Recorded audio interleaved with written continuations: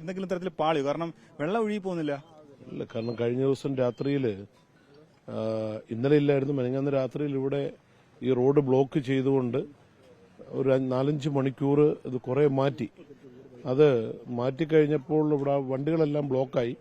ആ ബ്ലോക്കായി എന്റെ പേര് കാരണം ഇത് ട്രെയിലറിന്റെ മണ്ടയ്ക്ക് ഹിറ്റാച്ചി കയറി നിന്നാണ് ചെയ്തുകൊണ്ടിരുന്നത്. കാരണം അല്ലാതെ ആ റോഡിൽ നിന്നുകൊണ്ട് എത്തുമ്പം അതിന്റെ സൈഡ് ഇടിഞ്ഞു പോകും, ഷട്ടറിനും കുഴപ്പമുണ്ടാവും. അപ്പോൾ അതുകൊണ്ട് അങ്ങനെയാണ് ചെയ്തുകൊണ്ടിരുന്നത്. പക്ഷെ ഇന്നലെ അത് ചെയ്യാൻ സാധിച്ചിട്ടില്ല. തീർച്ചയായിട്ടും അതുകൊണ്ടിപ്പോൾ ഇത് മാറ്റിയേ പറ്റൂ, മാറ്റിക്കും. കാരണം അതിന് മാറ്റാനുള്ള കാര്യങ്ങൾ ഇപ്പൊ തന്നെ ചെയ്യിക്കും. ഇന്നലെ ഞാനത് വിളിച്ച് പറഞ്ഞാണ് ഇത് മാറ്റുകയും പൊഴി കൂടുതലായിട്ട് മുറിച്ചു വെക്കണമെന്നും പറഞ്ഞിട്ടുള്ളതാണ്. ഇറിഗേഷൻ വകുപ്പിലെ ഉദ്യോഗസ്ഥർ ആരും ഇങ്ങോട്ടേക്ക് വന്നിട്ടില്ലെന്നാണ് ഇവിടെയുള്ള ആളുകളൊക്കെ പറയുന്നത്. ഇല്ല, മെനഞ്ഞാന്ന് രാത്രിയിൽ എക്സിക്യൂട്ടീവ് എഞ്ചിനീയർ ഇവിടെ ഉണ്ടായിരുന്നു. ഞാൻ പോകുന്ന വഴി ഞാനും ഇവിടെ നിന്ന് കണ്ടിട്ടാണ് പോയത്. അയാളൊക്കെ വരുന്നുണ്ട്. പക്ഷെ ഇന്നലെ പൊഴി മുറിക്കുന്നതും ഇതും ഇന്നലെ രാത്രി നടന്നിട്ടില്ല. അതെന്താണെന്ന് ഇപ്പം തന്നെ ചോദിക്കുകയും അല്ല, ഇതിന്റെ ഒരു പ്രശ്നം എന്ന് പറഞ്ഞാൽ ഇവിടെ തള്ളിവിടുമ്പോഴും ഷട്ടറും ഫുള്ളായിട്ട് പൊങ്ങിയിട്ടില്ല. നമുക്ക് കാണാം. കാരണം അത് ശരിക്കും ഈ ഹിറ്റാച്ചി കൊണ്ട് എന്താ ചെയ്യാത്തതെന്ന് ചോദിക്കട്ടെ ഞാൻ. കാരണം ഇത് വെച്ചവർക്ക് തള്ളിവിടാൻ പറ്റുന്ന ഭാഗത്ത് വീഴ്ച ഉണ്ടാന്ന് തോന്നില്ലേ? വെള്ളം ഒഴുകി പോകാത്തൊരു സ്ഥിതി ഉണ്ടല്ലോ. ഇതിപ്പോ ചെയ്യേണ്ട പരിപാടി അല്ലല്ലോ, ഇതൊക്കെ നേരത്തെ ചെയ്യേണ്ടല്ലോ. ഇപ്പൊ വന്ന് ആഴം കൂട്ടിയിട്ടോ ഇപ്പൊ വന്ന് ഇത് ചെയ്തിട്ട് കാര്യമില്ലല്ലോ. ഞാൻ പറഞ്ഞല്ലോ, നിങ്ങൾക്ക് എല്ലാവർക്കും അറിയാം.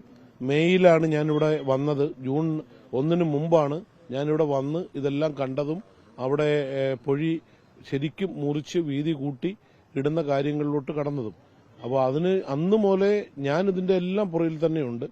പക്ഷെ ഇവിടെ ഇതിപ്പം നമുക്കറിയാം, ഞാൻ അവിടെ മിക്ക പാലങ്ങളും ഒരു 5 പാലങ്ങളുടെ അടിയിൽ ഇതെല്ലാം വന്ന് അടിഞ്ഞു കിടക്കുമായിരുന്നു. അത് ഇന്നലെയും മെനഞ്ഞാന്നും കൊണ്ട് അതെല്ലാം മാറ്റി അവിടെ എല്ലാം ക്ലിയർ ചെയ്തു. നമുക്കറിയാം ഇവിടുന്നാണ് ഈ വരുന്നത്. അപ്പൊ ഇവിടെയും ഇത് മാറ്റിക്കൊണ്ടിരുന്നെങ്കിലേ പറ്റൂ. കാരണം ഇത് വന്ന് കുരുങ്ങി കിടന്നാൽ ഒഴുക്ക് നിലയ്ക്കോ എന്നുള്ളത് ഒരു സംശയമൊന്നുമില്ല. ജനപ്രതിനിധികൾ പറഞ്ഞിട്ട് അവസ്ഥയുണ്ടോ എം എൽ എ? കാരണം ഇന്നലെ ഞാൻ വിളിച്ച് പറഞ്ഞിരുന്നു. കാരണം അവിടെ ഇവിടുന്ന് ജനങ്ങൾ എന്നെ വിളിച്ചിരുന്നു. അപ്പം ഞാനിവിടെ ഒരു ഹിറ്റാച്ചി വർക്ക് ചെയ്യുന്നുള്ളൂ. അപ്പം ഞാൻ പറഞ്ഞതാണ് ഒഴുക്ക് കൂടാൻ വേണ്ടി അവിടെ മാക്സിമം തുറക്കാൻ പറഞ്ഞു. പക്ഷെ ഇന്നലെ വർക്ക് നടന്നില്ല എന്നാണ് ഇവിടെ എല്ലാവരും പറയുന്നത്. എന്താ കാരണം എന്ന് ചോദിക്കട്ടെ. കാരണം ഇന്നലെ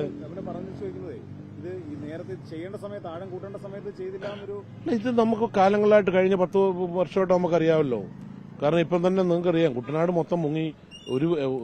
എല്ലാവരുടെയും വീട്ടിൽ വെള്ളമാണ്. ഒരു വീടുമില്ല. എന്നാലും നിങ്ങൾ എല്ലാവരും നേരിട്ട് കണ്ടതാ. ഇന്നിപ്പോഴും വെള്ളം കയറിക്കൊണ്ടിരിക്കുകയാണ്.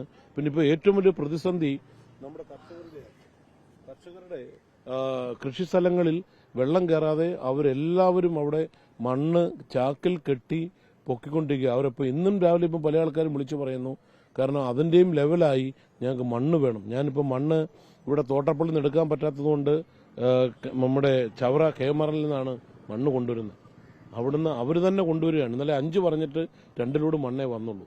കാരണം കൃഷിക്കാർ രാവിലെ മുതൽ തന്നെ ഇന്ന് 4 മണി മുതൽ വിളിക്കുക അവര്. കാരണം അവരെല്ലാം ഈ വെള്ളത്തിലാണ്. ഈ കുട്ടനാട്ടിലെ ജലനിരപ്പ് വീണ്ടും ഉയരുന്ന സ്ഥിതി തന്നെയാണോ ഉള്ളത്? ഇപ്പൊ കാരണം കൂടിക്കൊണ്ടിരിക്കുക. ഇന്ന് നല്ല മഴയാണല്ലോ. കാരണം ഒരു തുള്ളി വെള്ളം ഇറങ്ങിയിട്ടില്ല ഇന്നലെ. ഒട്ടും ഇറങ്ങിയിട്ടില്ല. എല്ലായിടത്തും നല്ല ശരിക്കും വെള്ളം കയറി കിടക്കുകയാണ്. കാരണം അത് നമ്മൾ ഇവിടെ കൂടെ ഇത് പോകാനുള്ള മാർഗമുള്ളൂ. ഇത് തെളിച്ചേ പറ്റൂ. തീർച്ചയായിട്ടും ഞാനിപ്പം ഇതിന് ഇപ്പൊ കളക്ടറേയും വിളിച്ചിട്ട് ഇത് തീർച്ചയായിട്ടും ഇത് മൊത്തം തുറക്കാനുള്ള നടപടിയിലോട്ട് പറഞ്ഞിട്ട് ഈ ജനപ്രതിനിധികൾ പറഞ്ഞിട്ട് ഈ ഉദ്യോഗസ്ഥർക്ക് ഇത് ചെയ്യാനായിട്ട് സാധിക്കുന്നില്ല എങ്കിൽ ഉദ്യോഗസ്ഥരുടെ ഭാഗത്തുനിന്ന് ഇല്ല. കാരണം അതെന്താണെന്ന് ചോദിക്കണം. കാരണം എന്താണെന്ന് ചോദിക്കും ഞാനിപ്പോ. കാരണം ഇന്നലെ ഞാൻ വിളിച്ച് നേരിട്ട് കളക്ടറോടും പറഞ്ഞാണ്. അതിനുശേഷം ഞാൻ വിളിച്ച് എക്സിക്യൂട്ടീവ് എഞ്ചിനീയറോടും പറഞ്ഞാണ് അവിടെ ഇത് മൊത്തം വർക്ക് ചെയ്യണം. 4 മെഷീൻ അവിടെ കിടപ്പുണ്ടെന്ന് പറഞ്ഞു. 4ഉം വർക്ക് ചെയ്യണം.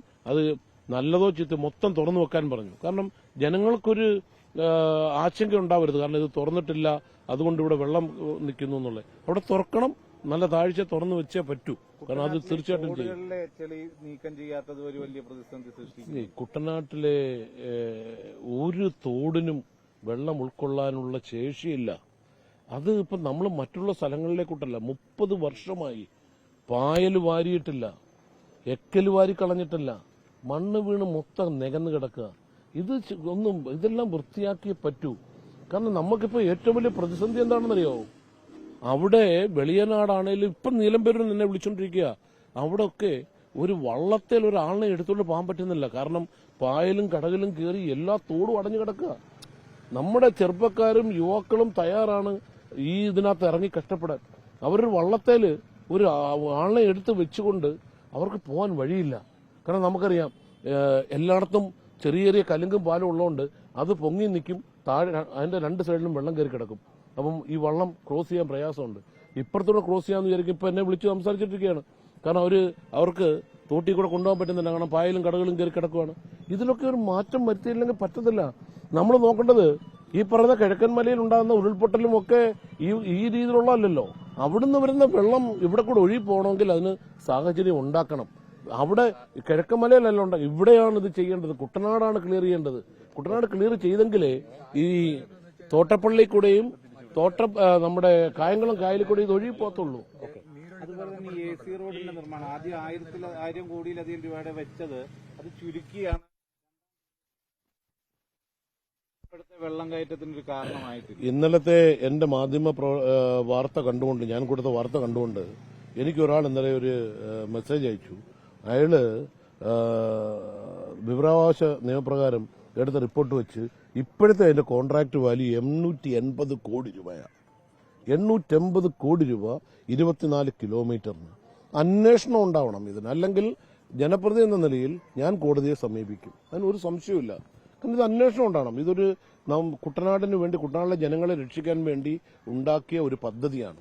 അത് എങ്ങനെ പാളി, എങ്ങനെ ഇങ്ങനെയായി, ആരാണ് ഇതിന് ഉത്തരവാദി, അത് കണ്ടുപിടിച്ചേ പറ്റും.